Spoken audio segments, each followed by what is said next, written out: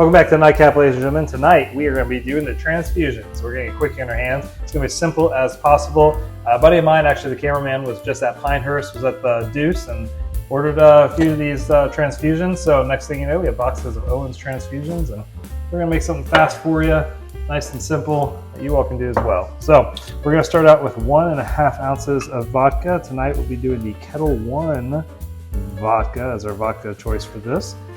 Pour that right down there just on top of some ice. Now we're going to crack open the Owens transfusion mix and pour her down.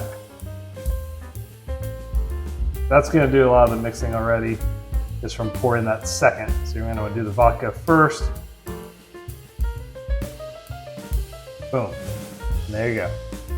That's all it is. Like I said, a quickie. Transfusion. She's a bucler. Cheers.